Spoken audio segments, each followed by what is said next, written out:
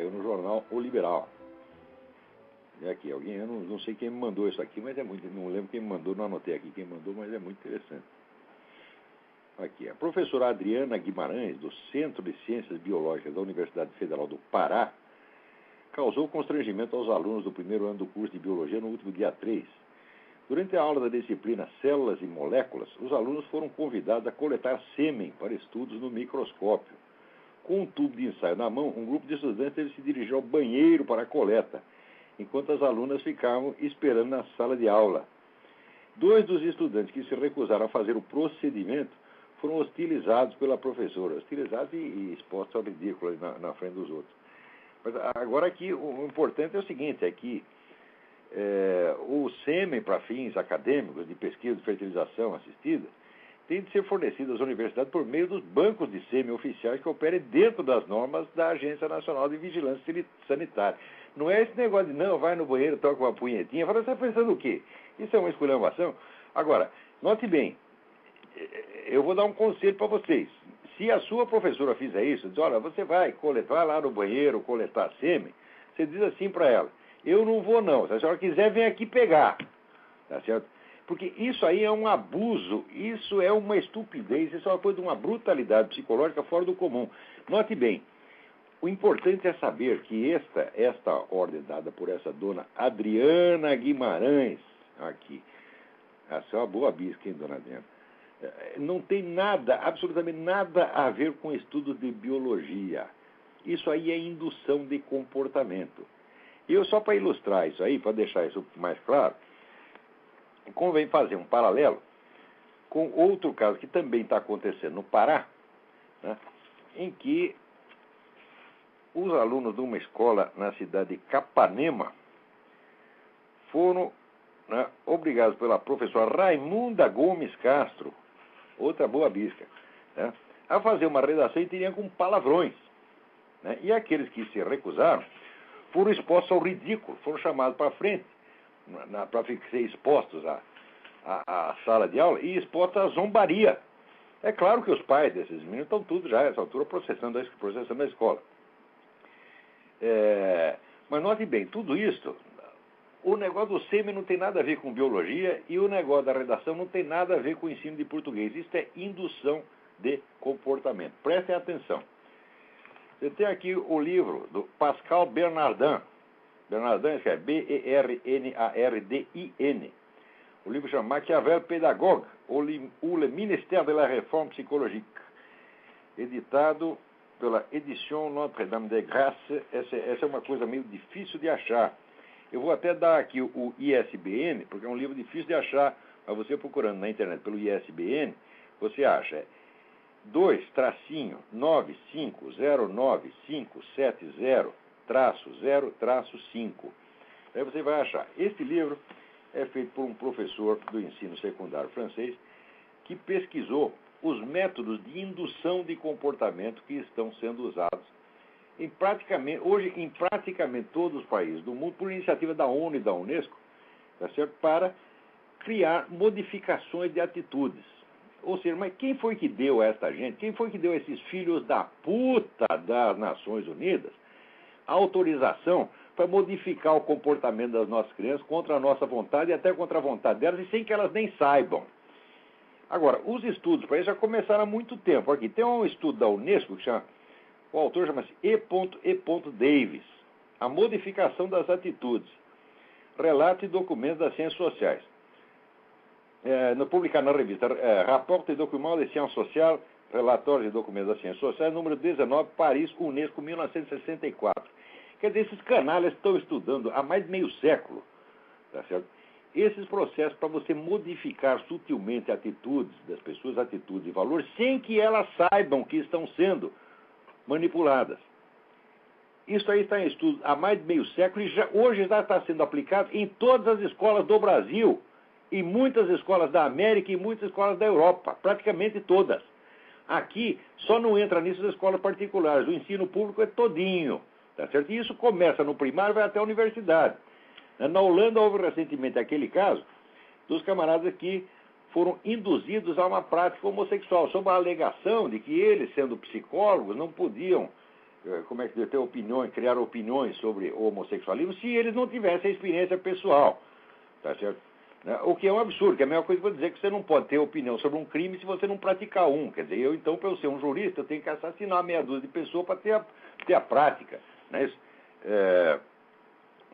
Ou então, pelo menos, você não precisa praticar o crime, pelo menos precisa ser assaltado ou assassinado, né? Para daí ter a autoridade de falar sobre o assunto. Então, o pressuposto de que a experiência pessoal é necessária para falar sobre qualquer coisa, então, por exemplo, como é que eu ia fazer na aula de zoologia? A senhora tem alguma experiência de ser galinha, de ser macaco, de ser orangotango? Não, então cala a boca. A senhora já foi ameba? Não, então não pode ensinar biologia. Então é inteiramente absurda, tá certo? Então, sob esse pretexto pueril, pelo pretexto de uma verdadeira gozação sinistra, os caras induzem as pessoas a comportamento. Agora, acontece o seguinte, que existem pesquisas feitas, sobretudo, pelo psicólogo Kurt Lewin. Kurt Lewin era um gênio da psicologia, tá certo? Mas, ao mesmo tempo, creio eu, um sujeito de moral um pouco duvidosa, que passou a vida estudando essas coisas de modificação de conduta, e modificação sutil de conduta. E ele descobriu o seguinte, que se você sugere a uma pessoa que ela haja de uma maneira que seja contrária aos princípios dela, aos valores dela, aos sentimentos dela, por experiência, tá certo? Em 82% dos casos, 82%, a pessoa vai mudar mesmo de convicções, de conduta e de valores. Por quê? Porque aí a explicação vem de um outro psicólogo, que aí não tem de sacana, não tem nada, que é o Leon Festinger, que era um grande gênio da psicologia, que é o negro que descobriu a dissonância cognitiva. Quer dizer, se você pensa de um jeito, mas você está agindo de outro completamente diferente, ou porque não percebeu, ou porque alguém te induziu a isso, tá certo? Você cria um desconforto psicológico, mais consciente ou menos consciente. E esse desconforto induz você a provocar um rearranjo, uma remontagem, tá certo? Dos seus sentimentos, dos seus símbolos, valores e convicções, para você reencontrar um estado mais ou menos de equilíbrio, de homeostase. Nesse rearranjo, é nesse momento que você vai rearrumar a casa, tá entendendo? Aí é que você modifica os seus valores para ajustá-los retroativamente à conduta que você já adotou. Quer dizer, você primeiro fez sem querer. Como você fez sem querer, agora você está numa contradição, você está numa dissonância cognitiva, você vai ter que dar um jeito na sua cabeça. Então o que você faz? Você modifica. Você fez sem querer, agora você vai retroativamente querer aquilo que já fez. Isto foi tudo muito bem estudado, muito bem calculado para criar um método de modificação de atitudes em escala mundial, sem que nenhum pai, mãe ou criança fosse consultado a respeito. Quer dizer, isso é uma invasão de privacidade monstruosa. Isso aí é fascismo psicológico em estado puro. Tá certo? Isso aí é o 1974, isso é admirar o mundo novo que está sendo implantado diante dos nossos olhos.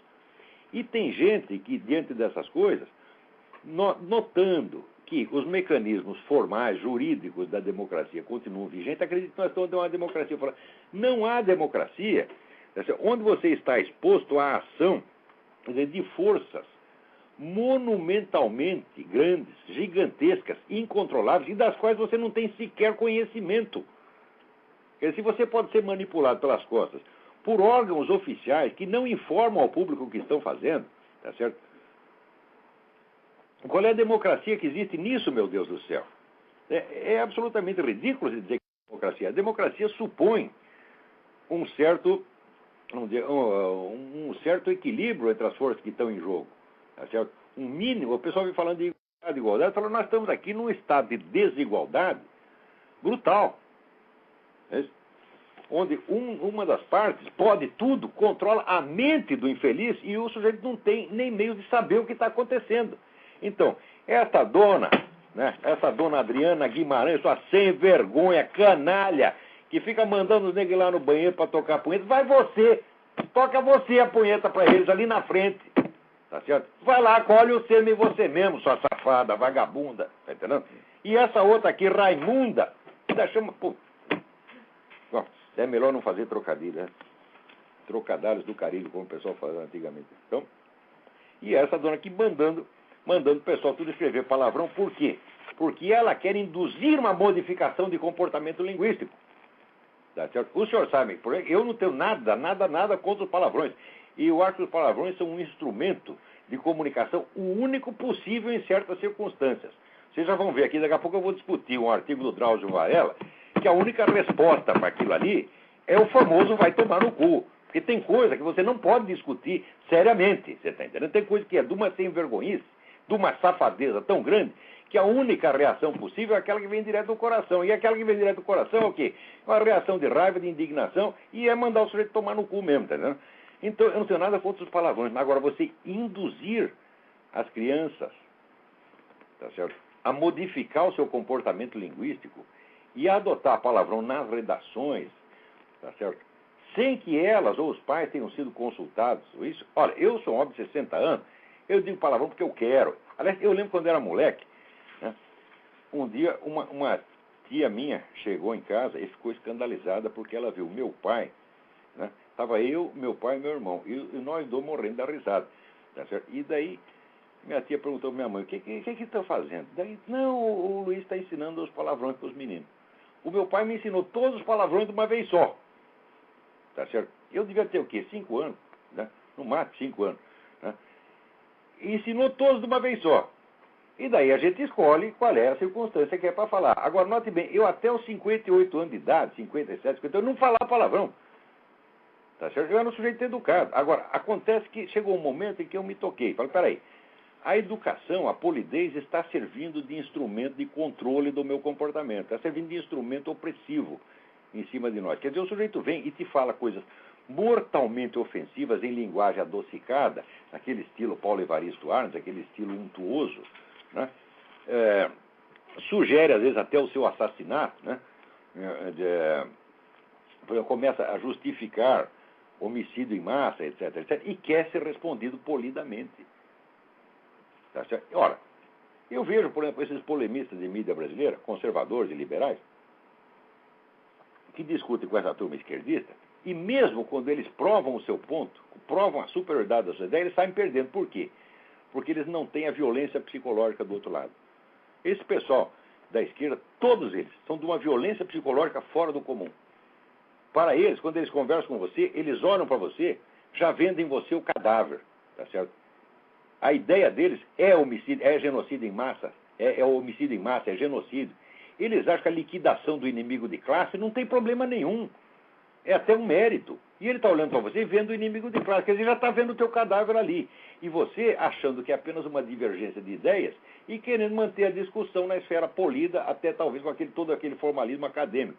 É por isso que polemistas que em outro contexto seriam brilhantes, como Denis Rosenfield, Zé Nivaldo Cordeiro, etc., às vezes levam desvantagem. Por quê? Porque eles são educados demais. E outra coisa, quando o sujeito vem com uma ideia maligna, maliciosa, capciosa, tá certo? E agressiva, às vezes até uma ideia homicida, ideia assassina, tá certo? Como essa desse pessoal do vermelho.org, que faz apologia de Stalin. Fazer apologia de Stalin é fazer apologia do genocídio, tá certo? O pessoal vem com essas ideias. Se você lhes responder educadamente, você está conferindo dignidade a essas ideias. De hora, refutar polidamente, nós refutamos polidamente ideias que, ainda estando erradas, têm aquela dignidade mínima, né, da vida acadêmica, da vida intelectual. Agora, a apologia de Stalin não tem isso, meu Deus do céu. A apologia do Che Guevara não tem isso. Porque se você está fazendo a apologia do Che Guevara, ele está dizendo o seguinte: nós vamos matar você. É isso que ele quer dizer. Você é da direita, tá certo? E nós vamos fazer como o Che Guevara, nós vamos matar você. É isso que o sujeito está dizendo e quer ser respondido com educação. Educação, caralho, vai tomar no cu, seu filho de uma puta. Tá entendendo? E essas professoras aqui também. A senhora quer que eu escreva palavrão? Então é o seguinte: vai a senhora tomar no cu agora mesmo, vai chupar uma piroca, sua vaca, filha da puta. Pronto. Já não escrevi o palavrão, já disse aqui em voz alta. Agora, se a senhora quiser, escreva você.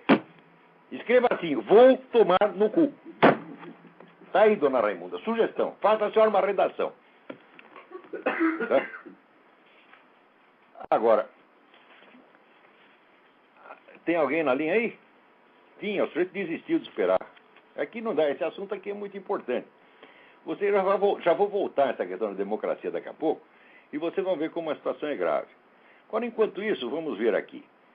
Saiu aqui no Estadão, né, uma entrevista com o economista Armínio Fraga, ex-presidente do Banco Central, que diz que o Brasil está passando por uma revolução capitalista.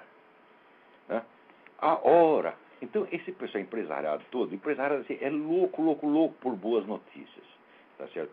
Eles fazem qualquer coisa, tá certo? Eles se prostituem, vendem a mãe para você dizer, em troca de uma coisinha animadora que você diga para eles. Agora, se você disser uma coisa ruim, mesmo que seja verdade, mesmo que seja em benefício deles, eles nunca mais te perdoam. Então, é o seguinte, o Armínio Fraga, o Brasil está passando por uma revolução capitalista, tá certo? Vamos ver aqui. Para Armínio, o canal no mercado de capitais do Brasil está finalmente funcionando, dando aos negócios a possibilidade de buscar capital para suas diversas etapas.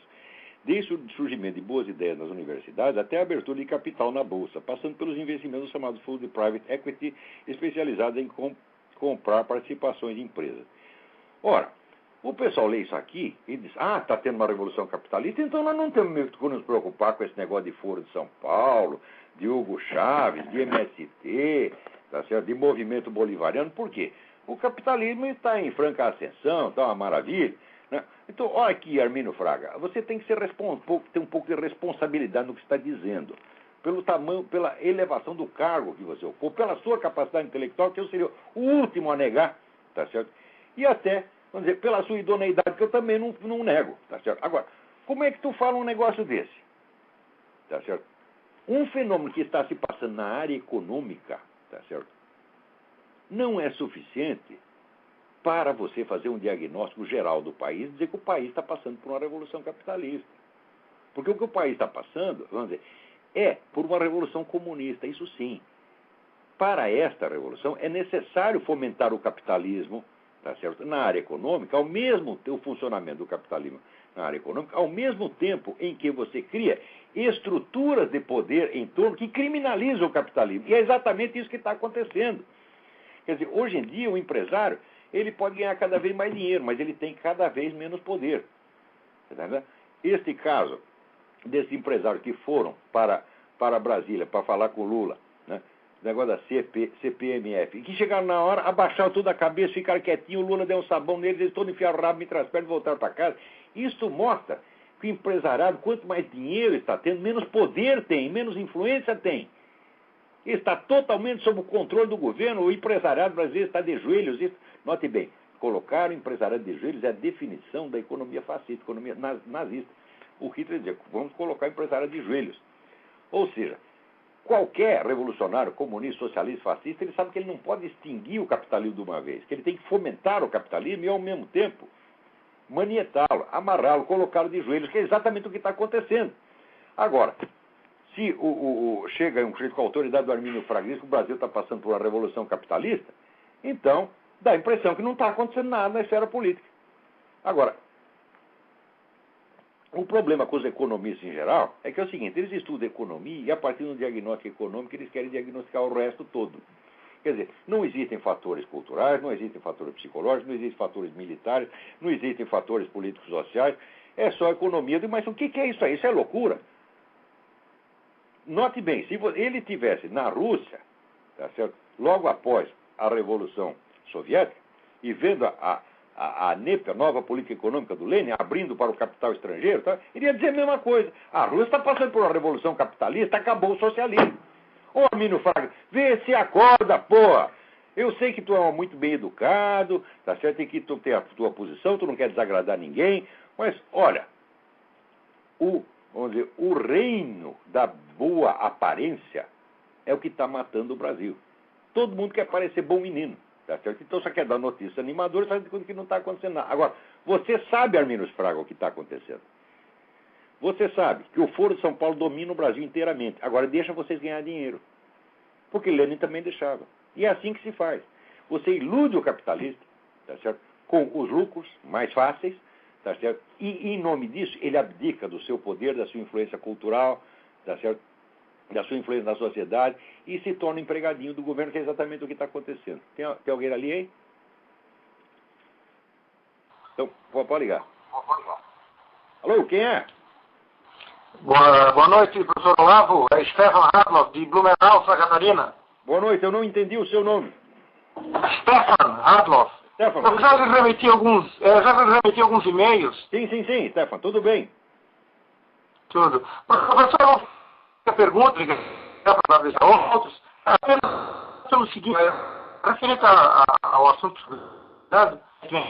que o senhor houver, se esses processos de Dilma Rousseff e senadora de meio ambiente, essa indução também do problema dos homossexuais, não teria também essa forma da propaganda subliminar da PNL, da programação neurolinguística, como uma arma pedindo indução a esses processos? Não tenha a menor dúvida, não tenha a menor dúvida. Isso aí não é nem uma novidade. Quer dizer, o uso desses processos, não tanto da PNL, mas mais esses processos criados no Tavistock Institute de Londres, que são processos de modificação de comportamento, tudo isso está sendo usado em escala mundial, em escala maciça. E não é uma coisa secreta, é uma coisa que é aberta, mas não é aberta ao público. Por quê? Porque eles só comentam isso nas revistas especializadas, nos documentos internos, e na mídia não se discute isso. E na hora de uma eleição não se discute isso. Quer dizer, a coisa fica... Não é proibido você saber, mas você, ao mesmo tempo você não tem o meio de acesso. Então, resultado, não pode haver uma discussão democrática sobre isso. Então, um dos lados leva a vantagem total, porque está te manipulando, ainda tem, vamos dizer, a proteção não do segredo total, mas da discrição quase absoluta. Então, isso tudo é uma maneira que eles inventaram de usar a democracia contra ela mesma. Quer dizer, você mantém a aparência de democracia, mas no fundo você já acabou com tudo. Quer dizer, você criou uma tal desproporção de forças que não é possível mais a concorrência democrática. Isso tudo está explicado no Antônio Gramsci já havia criado esta estratégia. Quer dizer, no caso do Tavistock Institute de Londres, e esse pessoal da Unesco, ONU, está criando somente os instrumentos, as ferramentas para a utilização em massa da estratégia do Antônio Gramsci, que é a Revolução Cultural, que é assim, que um partido domina integralmente a sociedade, dizia ele, né, com a famosa expressão do Antônio Gramsci, que o partido terá o poder onipresente e invisível de uma autoridade divina. Isso já está acontecendo. Agora, como é que vamos chamar isso de democracia? Tá certo. Professor, eu só vou deixar uma última pergunta e vou desligar. Eu estou morando atualmente em Lisboa, Portugal, e aqui aquela discussão do aborto já está mais ou menos estabelecida, porque eles permitiram, e há uma discussão na Folha de São Paulo de hoje sobre se isso tem relação direta ou não com a criminalidade. E depois, se o senhor tiver, talvez num outro programa, como estou em Lisboa, eu gostaria de solicitar... O aborto cheio de diminuir a criminalidade, isso aí é genocídio, meu Deus do céu. O que é isto? Quer dizer, se nascer menos gente, vai ter menos criminosos. Esse idiota desse Sérgio Cabral diz uma coisa dessa. A Folha de São Paulo adora isso, a Folha de São Paulo adora aborto. Qualquer pretexto, por mais mínimo, indireto e remoto que seja para aborto, eles adoram. Eles têm orgasmo quando vem o feto picotado no balde. Eles adoram isso, gente. Esse pessoal é monstruoso. Ora, qualquer pessoa que tenha visto um filme de um aborto entende que aquilo é uma monstruosidade e que aquilo tem que ser evitado de qualquer maneira. Agora, os pretextos que os caras inventam para justificar aborto são de uma futilidade, uma leviandade tão absurda que aquilo não tem sentido racional. Então, o que significa? Você está vendo que aquilo é uma racionalização, é um pretexto. Na verdade, as pessoas querem fazer o aborto. O aborto tem uma espécie de valor simbólico para essas pessoas. Tá certo? O aborto é manifestação da vontade de poder. Isso quer dizer, eu trepo com quem eu quiser, a hora que eu quiser, e se vier um bebê para me atrapalhar a vida, eu mato. Porque, né, eu sou a lei, eu sou Deus, eu mando. É isto mesmo a mentalidade. Quando diz a mulher tem que ter o direito sobre o seu próprio corpo, quer dizer, ela tem o direito de matar quantos bebês ela queira, para ela poder sair dando para quem ela quiser. Eu não sou contra as mulheres sair dando, não, mas tem que ser responsável pelas consequências dos seus atos, sobretudo se isto gera uma nova vida humana que você tem que preservar, cuidar e proteger. Agora, não é matar bebê para você poder ter prazer. O que é isso, porra? Esse ministro da Saúde também, isso sem vergonha, filho de uma puta, mentiroso, que diz que quer um aborto para proteger as mulheres que estão morrendo aos milhares por causa de aborto ilegal. Quando você vai ver a estatística do SUS, morre 7, 8 mulheres por ano. Por causa de proteger essas 7, 8 mulheres, você vai matar milhões de bebês? Seu mentiroso canalha. Só por causa disso, tu tinha que sair desse ministério, você pôs na cadeia, vagabundo. O ministro... Ele diz que a alegação é de saúde pública, né? É? Ele diz que a alegação é um problema de saúde pública, a questão do aborto no Brasil. O problema de saúde pública é esse ministro temporão. Um sujeito que mente para a população, que está lá com o Ministério da Saúde na mão controlando aquilo, e usa aquilo para mentir em favor dos movimentos que ele apoia, esse homem é um perigo para a população. Tem que pegar a estatística do SUS e esfregar na cara desse vagabundo. Dizer, você não é pago com dinheiro público para mentir para a população e para enganá-la. Você tem que sair daí, isso é crime de responsabilidade. Você tem que tirar esse temporão. Já saiu tarde, como é temporão, se sair for para cadeia já foi tarde. Porque temporão, o sujeito que faz isso, você é um aborto mental. Isso é horrível o que você está fazendo. E o que a Folha de São Paulo está apoiando o aborto também é a mesma coisa. E esse Sérgio Cabral com essa desculpa absolutamente leviana. Tá certo? Tá bom, professor, muito obrigado. E a criminalidade, não há relação de causa e efeito entre uma coisa, mesmo que haja uma coincidência estatística, é impossível ter qualquer prova científica de que o aborto em massa é um fator causante da diminuição da criminalidade. Como é que um governador de estado diz uma coisa dessa e deixa o canalha ficar no posto? Isso é crime de responsabilidade, está enganando a população. Você devia pegar esse Sérgio Cabral e dizer, olha, você tem 10 minutos para me apresentar a prova científica de que uma coisa causa a outra. Se não provar, seu vagabundo, nós vamos te tirar dali, tirar do governo e pôr na cadeia, que é o seu lugar. Lugar de vagabundo e criminoso é na cadeia. Esses caras são todos criminosos, exploradores da boa-fé popular. Professor, o governador usa como base um capítulo do livro do Freakonomics, do Stephen Lewitt e do Stephen Dubner. Sim, o que ele mostra ali é que em alguns lugares houve uma coincidência estatística. Agora, qualquer principiante no estudo de metodologia científica sabe que coincidência estatística é uma coisa e causa é outra. A demonstração da conexão causal nisso aí é impossível. Então, como é que o sujeito vai fazer uma lei, tá certo, que vai condenar à morte milhões de pessoas baseado numa vaga conjectura estatística que não tem conexão causal? Isso é um crime, isso é monstruoso. Isso é a mesma coisa que você dizer, olha, aqui nos Estados Unidos, é o seguinte, você pega por estatística, tá certo? Os negros sempre tiram as notas mais baixas na escola. Então qual é a conclusão? Negro é raça inferior, nós tiramos da escola. É a mesma coisa, porra. Quem diz que existe conexão causal entre a raça do sujeito e a nota má que ele tira na escola? Existem milhões de causas. Uma das causas que quer saber é o próprio governo, que corrompe os negros, enchendo os caras de subsídio, paparicando, dispensando o sujeito de fazer um esforço à luta pela vida, e daí corrompe. Outra coisa é a tal do sex lib, tá entendendo? Por quê? Aqui, 60%, sobretudo entre os negros, a maior parte dos casamentos termina em divórcio. Então a molecada tudo fica sem família. Quer dizer, o cara com a família destruída, que vai querer que vá bem na escola, tá certo? Então, são inúmeros fatores, nenhum deles tem uma conexão causal definitiva. Então, muito menos a raça. Agora, o raciocínio desse seu Sérgio Cabral é o mesmo raciocínio racista. Você está entendendo? Quer dizer, se o pessoal de uma raça está indo pior na escola, é porque a raça que é o fator causante. Como se não houvesse taxa de criminalidade entre os ricos, né? O que você merece, Sérgio Cabral, tapa na cara. É que os seus eleitores não têm culhão para fazer isso, o que você merece. Tá certo. Como se não houvesse taxa de criminalidade entre os ricos. Exatamente. Agora, você vê no Brasil, onde há mais criminalidade é nas zonas mais pobres. Você vai dizer que a favela do Rio são a zona mais pobre? O que é isso, porra? A criminalidade na favela do Rio foi subindo à medida que subiu o padrão de vida dos caras. Exatamente. E a pobreza não tem nada a ver com criminalidade. Nada. Olha, eu morei na Romênia, que é um dos países mais pobres. O Brasil, comparado com a Romênia, é um país riquíssimo. A Romênia é um país onde o jornalista ganhava $100 por mês, o ministro de Estado ganhava 1.000. Você está entendendo?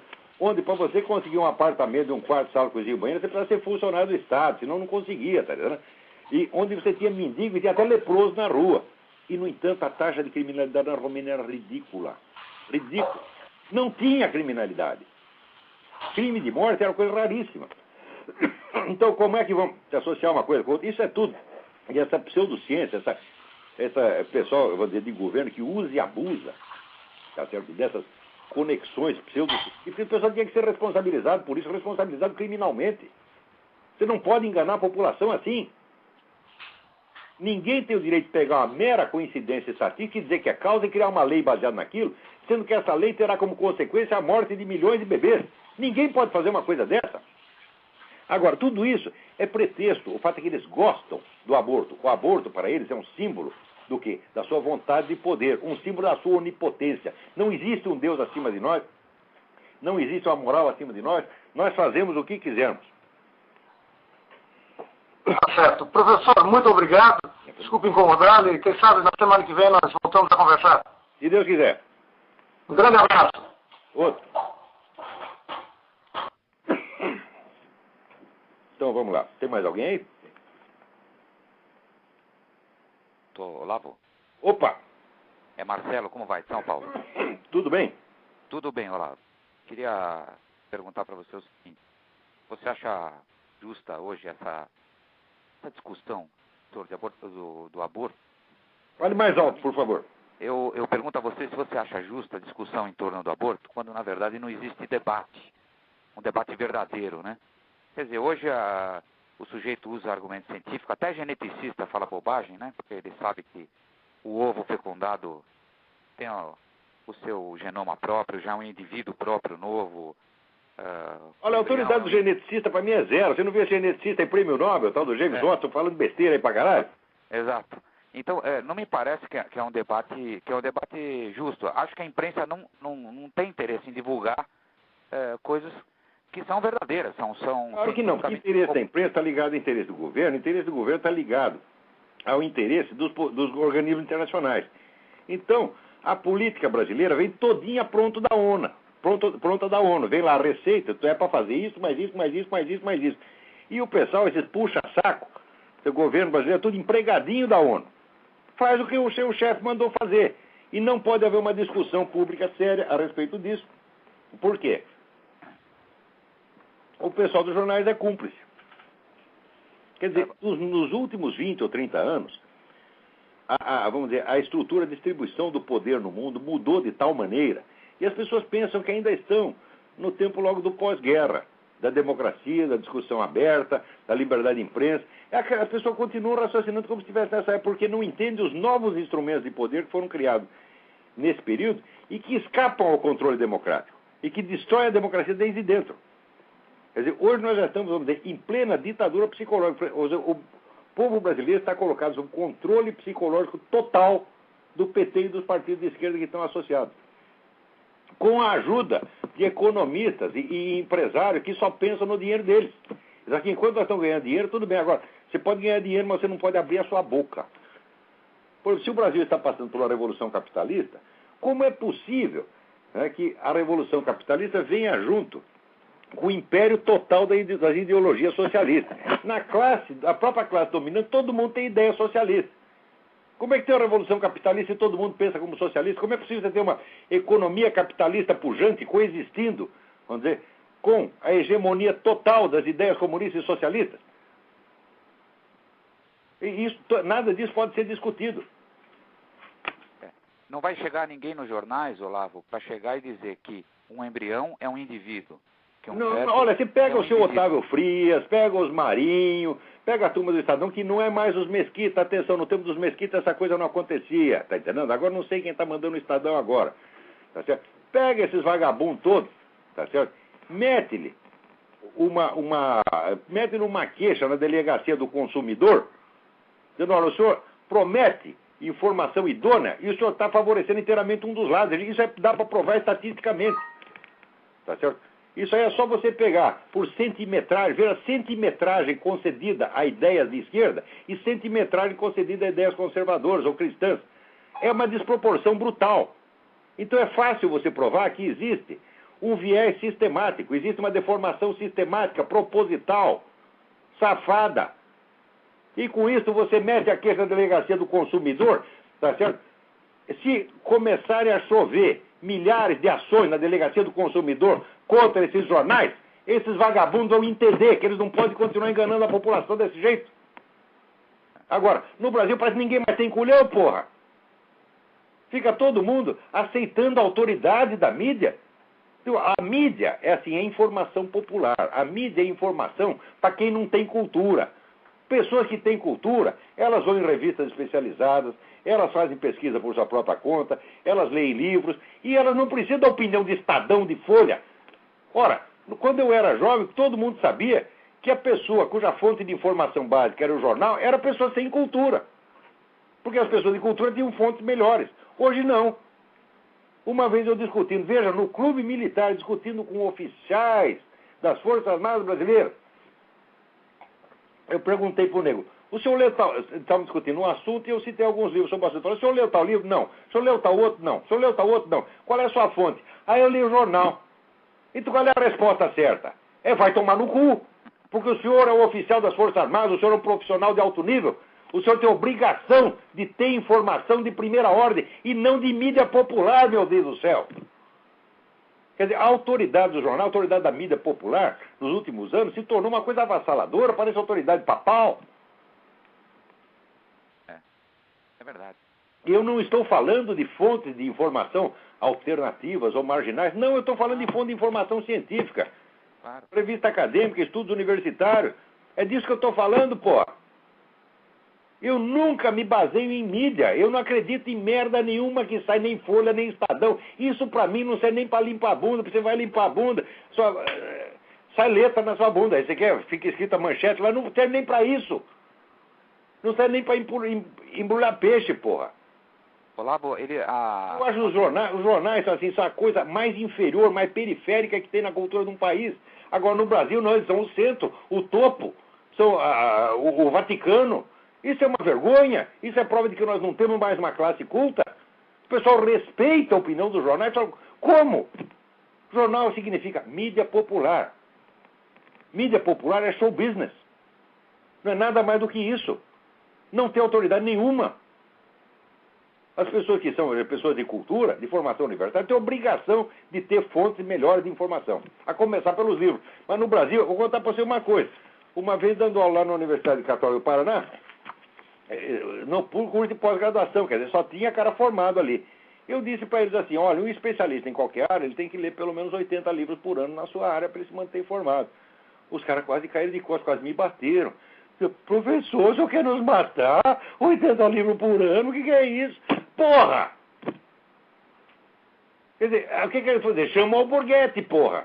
Para discutir com esses caras, com esses alunos, com esses doutores, só o Alborguete. Agora, eu vou responder educadamente a isso? Não. Quer dizer, se você responder educadamente a isso, você está perdendo a noção das proporções, a noção do certo e do errado. Quer dizer, a conduta que é inaceitável não pode ser aceita. Isso significa, essa conduta de alunos universitários não é aceita. Diz, aqui, seus vagabundos, os seus pais estão pagando para você estudar e o governo está subsidiando, o povo trabalhador está subsidiando, está mantendo essas universidades, e vocês aí, se diz que tem que ler 80 livros por ano, vocês ficam tudo, ai, professor, o que é isso? Vocês querem fumar maconha, vocês são que nem aqueles caras do filme Tropa de Elite, aquela putada lá, né, discutindo Michel Foucault, que é o único livro que eles leram, e tudo fumando maconha e querendo resolver os problemas da humanidade. Tem que tirar essa molecada daí a tapa, tá certo? Diz, olha, vocês estão desviando dinheiro público, vocês estão dilapidando o patrimônio da nação, vocês estão cuspindo na cara de milhões de brasileiros trabalhadores que estão subsidiando você. E esse pessoal dos jornais é a mesma coisa. Olavo, eles noticiaram também aqui na mídia em São Paulo, no Brasil, 43 mil mortes por assassinato por ano no Brasil. Pois é, eu tenho falado essa estatística. É um 43, 45, é por aí. Isso aí é oficial. Se é oficial, a gente acredita... Já sabe que tem mais. Que tem mais. Então, isso aí, agora, 44, isso aí... Vamos dizer, essa semana saiu um artigo do Diogo Mainardi, eu acho importantíssimo, porque ele dá todos os números lá. Tá, né? Isso mesmo. Dizendo que, vamos dizer, comparando a guerra no Iraque. Né? Quer dizer, no Iraque, veja aqui, a guerra no Iraque produziu 18.655. Vamos dizer, um terço, vai. Um terço do que mora no Brasil num ano. E os nossos jornais ficam falando mal da guerra no Iraque. E, ao mesmo tempo, acho bonito quando o nosso presidente afaga a cabeça das Farc. Nós sabemos que as Farc são responsáveis por essa violência no Brasil. É a Farc que arma e ensina o PCC, que arma e ensina o Comando Vermelho e até o MST. Você está entendendo? Então, a Farc é o grande fornecedor de cocaína para o Brasil. Quer dizer, o narcotráfico é o grande responsável por esse morticínio. O nosso governo, ele prende, traficante avulso. Agora, a turma da Farc é intocável. Então, o que eu quero dizer? Estou dizendo, esse é um governo genocida. Esse governo é cúmplice da morte de 44 mil brasileiros por ano. Tá certo? Essa aliança com as Farc, que é uma coisa arquicomprovada nas atas do Foro de São Paulo, meu Deus do céu. Isso é motivo mais que suficiente para impeachment. O Lula já devia ter sofrido impeachment e devia estar na cadeia por isso. Não porque roubou um dinheirinho. Você está entendendo? Não, nem por causa do mensalão. Porque o mensalão perto disso é nada. O que é o mensalão? O que é perder dinheiro perto de 44 mil brasileiros que estão morrendo por ano? Não é nada. E por que continua morrendo? Porque o seu Lula não pode pisar no pé das Farc. Porque ele tem acordo com eles. Porque ele assinou, um pouquinho antes de ser eleito presidente, já tinha assinado, né, um documento de solidariedade integral a essas organizações. E ele está amarrado, tem o rabo preso com essa gente. E por causa disso tem que morrer 44 mil brasileiros. E ainda tem gente dizendo que isso é a democracia. Digo, não há democracia sem a discussão aberta de todos os problemas que interferem na ordem pública. E ninguém quer discutir isso aqui. O Foro de São Paulo, esses filhos da puta, canalhas, donos de jornais, esconderam isso do povo durante 15 anos. São todos culpados do que está acontecendo. Agora, né, que já tem, vamos dizer, até o PT já confessa que a ligação do Foro de São Paulo, quer dizer, eu tanto falei no Foro de São Paulo, que o próprio PT falou, agora não dá para esconder, melhor confessar logo de vez. O próprio Lula, no discurso de 2 de julho de 2005, 15º aniversário do Foro, confessou as atividades do Foro, disse que tinha atividades clandestinas, atividades secretas, e que ele participava disso. Ora, o presidente que participa de atividades secretas, sem dar ciência ao Congresso, sem dar ciência à opinião pública, comete crime de responsabilidade, porra! O Lula cometeu centenas de crimes de responsabilidade. E o pessoal fica lá investigando mensalão e dinheirinho. O que é isso, porra? O senhor está pondo em risco a segurança nacional. O senhor está cometendo crime de alta traição. E a turma só quer investigar dinheirinho. Quer saber, vocês todos, empresários, conservadores, liberais, vocês não prestam. Vocês só ligam para dinheiro. A vida humana não significa nada para vocês. Pode matar 44 mil brasileiros por ano. Ah, nós estamos ganhando dinheiro e a revolução, isso é a revolução capitalista, isso aqui interessa. Que gente mais porca e mais baixa. Note bem, o comunismo sobrevém no destino de um país quando esse país já está totalmente estragado por dentro. Tá certo? Quando você vê a corrupção e a baixeza da corte imperial russa, você entende por que teve o comunismo. Você está entendendo? E no Brasil a mesma coisa. Quer dizer, quando a classe dita dominante baixou a esse ponto que ela só quer saber do dinheirinho, ela nem liga que matem 44 mil brasileiros por ano, então você merece o comunismo, seus filhos da puta. Agora, quer que a gente fale disso educadamente? Eu nunca vou falar disso educadamente. Eu juro para vocês, eu prometo perante Nosso Senhor Jesus Cristo, jamais serei educado ao falar dessas coisas, porque ser educado a falar disso é blasfemar contra Deus. É pisar nos valores mais altos. Eu nunca serei educado a falar disso. Nunca serei educado a falar de um criminoso como Lula, ou como Marco Aurélio Garcia, ou como esse João Quartinho de Moraes, tá certo? Quer dizer, que é o apologista de Stalin, que é o sujeito que fica lá querendo infiltrar os comunistas dentro das nossas Forças Armadas para transformá-las em instrumentos de Hugo Chávez. Eu vou ser educado para falar de uma coisa dessa? O que é isso? Agora aqui, veja, a revista Época agora está aqui, publicando o que estão ensinando as nossas crianças. Agora, em 2007, ele está reclamando que estão fazendo pregação marxista na escola. Olha, eu perdi meu emprego nessa merda dessa revista por falar disso. Foi a minha polêmica com o tal do Legênio Mato Grosso, tá certo? Que, vamos dizer, encheu as medidas lá do então diretor da revista, que era o Paulo Moreira Leite, tá certo? E acabei sendo botado lá para fora, a minha coluna acabou por causa disso aqui. Agora, 6 anos depois, a revista descobre esse negócio. Ora, em 2001 dava para fazer alguma coisa contra esse problema, agora não dá mais, agora já alastrou. Vocês que estão reclamando como se fosse um fenômeno externo, como se fosse uma coisa que os outros fizeram, vocês ajudaram a fazer isso, ô Época. Vocês são culpados disto. A nossa mídia toda é culpada disto. Porque quando a gente avisou em tempo, vocês não quiseram fazer nada. Quiseram só calar a nossa boca. Então, vocês são cúmplices disso. Então, olha, no Brasil, o que vale é aquela sentença de São Paulo Apóstolo. Todos pecaram, estão todos privados da glória do Senhor. Não tem santo ali. Você está entendendo?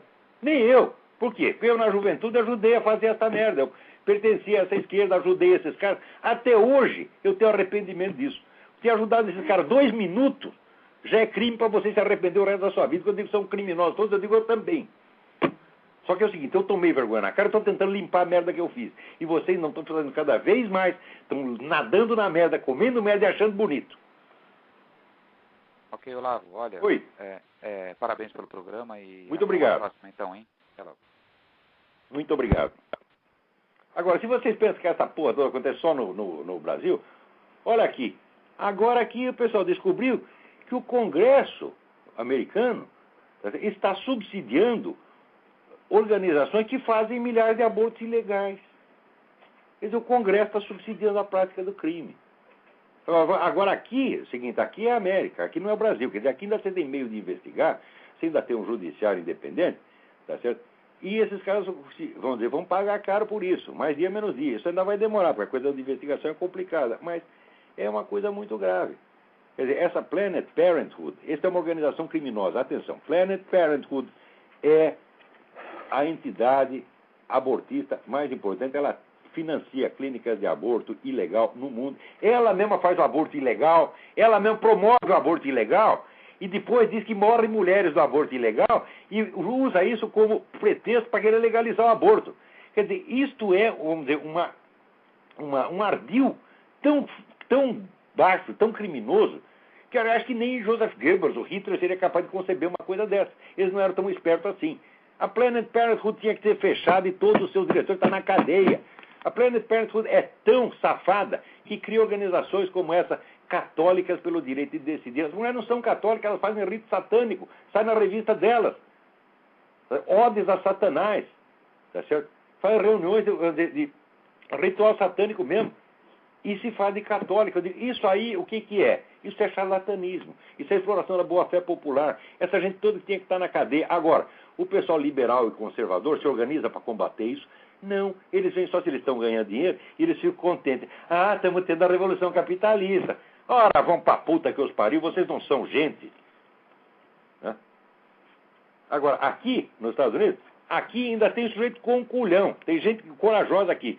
Por exemplo, aqui baixaram uma lei de que, durante aquela cerimônia de dobrar a bandeira, quando mora o soldado, né, você faz aquela salva de tiros e daí dobra a bandeira e entrega, né, ou para a viúva, ou para a mãe do soldado, né? E então baixaram uma ordem que você não pode, durante a cerimônia, você não pode mencionar o nome de Deus. Será que os veteranos disseram, nós não vamos obedecer essa merda. Se quiser nos pôr na cadeia, põe. Nós vamos na cadeia dizendo o nome de Deus, mas ficar na rua com gente como vocês, nós não ficamos. E isso aí, veterano, estou com vocês. Olha, aqui o pessoal vive coletando dinheiro, pedindo dinheiro para campanha, etc. Tu quanto é campanha de veterano, eu que sou um duro, eu colaboro. Porque esses caras, eles lutaram no Vietnã para preservar a liberdade no mundo, tá certo? Quando eles saíram de lá, os comunistas fizeram aquele genocídio medonho, mataram 3 milhões de pessoas, que até hoje, aqueles vagabundos, aqueles pacifistas, né, não assumiram a responsabilidade desse crime imenso que fizeram, de entregar o Vietnã para os comunistas para eles matar a gente. E os veteranos lutaram, deram a sua vida, tá certo, para defender a liberdade. Fizeram o que podiam pelo povo vietnamita, que quando eles saíram de lá, também o Vietnã virou, como é que se diz? Eles chamavam The Boat People, quer dizer, o pessoal, porque 1 milhão de vietnamitas saiu de barco, tá certo? Então, esses veteranos merecem todo o nosso respeito. Agora, eu vou dar uma sugestão para vocês. Procurem na internet, pega lá no Google e põe assim, núcleos do PT na Europa. Vocês vão ver a festa que é o PT no mundo. Tem PT em tudo quanto é lugar. É um negócio incrível.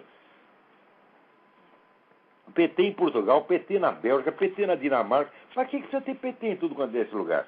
Bom, eles estão expandindo o PT ao mesmo tempo como fazem críticas ao serviço diplomático. Então, o que eles estão fazendo? Estão fazendo um soviético em escala internacional.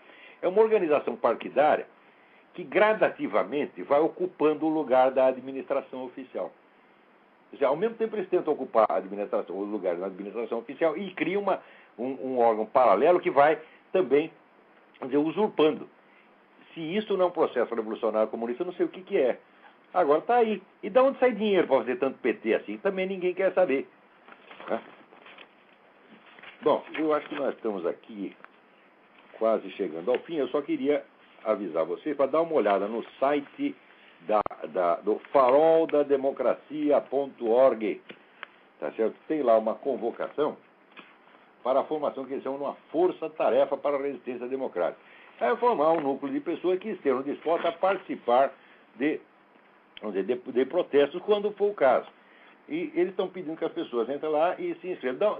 Entra lá, tem um banner lá no site do Farol da Democracia, deem uma olhada lá e participem. Quer dizer, ele não pode ter medo, não. Chega desse negócio de ficar com o rabo entre as pernas, pô. Quer dizer, olha, eu aqui já estou me expondo faz mais de 15 anos, tá entendendo? O que me aconteceu até agora? Nada. De vez em quando você me enche o saco, me xinga, eu xingo ele pior. Entendeu? Isso é o máximo que acontece. Tá certo? E você não pensa que nós estamos lidando com gente valente, não. Porque o modelo deles é o Che Guevara. Che Guevara é um covardão, cagão. E eles consideram aquilo um herói. Tá certo? Então, pô, se o herói deles é esse, eu não tenho medo deles, não. Esses caras que fizeram guerrilha ficam dizendo que são heróis, etc. O que eles faziam? Faziam tocaia. O que fizeram com o Capitão Chandler? Ficaram esperando ele lá, escondido, esperando o cara. A hora que o sujeito sai para dizer tchau para a mulher e o filho, eles catapimba, dão-lhe um tiro. Qual é a valentia que precisa para isso? Nenhuma. Nenhuma. Vocês são todos covardes assassinos, é isso que são. Agora, quer briga? Vem! Né? Vem que tem briga para vocês. Eu olha, eu saí na Bienal do Livro de 98 em Porto Alegre, que tinha lá 300 caras do MST gritando para não me deixar falar. Eu mandei eles calar a boca, eles calaram a boca, ficaram tudo tremendo nas suas cadeiras. O que vocês falam? Não vale nada, vocês são um bando de geleia, porra. Né? Olha, agora aqui vamos terminar com esse negócio aqui do Drauzio Varela. Olha aqui, saiu na Folha. Porra! As leis do crime. Diz ele, embora acha quem faça malabarismos intelectuais para provar o contrário, o crime é uma instituição de direita. Então ele diz, olha a prova que ele dá. Reconhecer que a criminalidade adota práticas de causar inveja ao fascista mais autoritário é render-se ao óbvio. Ainda que os produtos comercializados sejam ilícitos, existe exemplo mais gritante de selvageria capitalista do que metralhar concorrentes para tomar os pontos de venda? Ou seja, o crime é direitista. O crime é capitalista. A prova de que é capitalista é que eles matam os concorrentes. Como é que eu responda a isso a sério, Drauzio Varela? Vai tomar no cu, rapaz. Uma pessoa, vamos dizer, com formação universitária não tem direito de escrever uma coisa dessa. Isso aqui está abaixo da possibilidade de um exame lógico. Quer dizer, capitalismo significa matar os concorrentes? Uai, eu acho que a definição do capitalismo é a existência da concorrência. Se você matar os concorrentes, você estabelece um monopólio, que é exatamente o que os regimes fascistas e comunistas fazem, tá certo? Mata todos os concorrentes e você impera sozinho. Mas isso não é capitalismo, isso é o contrário do capitalismo, seu idiota. Idiota, inepto, semi-analfabeto, charlatão. Tu pode não ser charlatão em medicina, não sei. Eu não consultaria com você. Mas nesses assuntos, em que é o seu diplominha de merda de medicina te autoriza a falar de coisas que você nunca estudou? Você nem sabe o que é capitalismo, rapaz. Cala a boca, burro. A tolerância que se tem para com o charlatanismo intelectual no Brasil está matando esse país. Agora, para completar, chega aqui Dona Condoleezza Rice, coloca o Lula na lista dos líderes democráticos. Quer dizer, eles continuam achando aqui que o Lula é uma coisa, o Chaves é outra, que eles podem usar o Lula contra o Chaves. Eu digo, olha, o que o Lula fez contra o Chaves até hoje? Só ajudou o Chaves. Ele promete uma coisa e faz outra. Agora, a Condoleezza Rice sabe que o governo Bush aqui está impopular, então ela quer mostrar serviço, então ela quer fazer de conta que a situação latino-americana está boa e que a genial diplomacia do governo Bush está mantendo tudo sob controle. Mantendo sob controle o caralho, a coisa está caindo. A América Latina inteira está virando comunista. E essa mulher aqui se fazendo de gostosona, dizendo, não, lá está cheio de líderes democráticos, que são amigos da América. Amigos da América, puta vida! Agora acontece aqui, a vantagem é a seguinte, aqui é a América, até aqui a Dona Condoleezza fala isso, e no dia seguinte todo mundo xinga ela. Agora no Brasil não, aparece aqui o seu Drauzio Varela dizendo coisas desse tipo aqui, e todo mundo não, ele é um doutor médico, ele não pode contestar o que ele está falando. Ah, vai pra merda, porra! Ele não há mais paciência para isto. Agora, enquanto isso aqui, saiu aqui no Correio Brasiliense um artigo chamado Ameaça à Soberania. Quer dizer, o movimento bolivariano do seu Hugo Chávez, já penetrou no Brasil, já começou a mandar, cagar regra, etc. E ninguém faz nada. Ninguém faz nada porque você não tem meios mais de reagir. Tá certo? Agora, a mídia o que faz? A mídia protege essa gente. Isso aqui sai num jornalzinho, mas você não tem uma discussão de nível nacional. Se quiser discutir uma coisa dessa na Globo, é possível? Não, é impossível.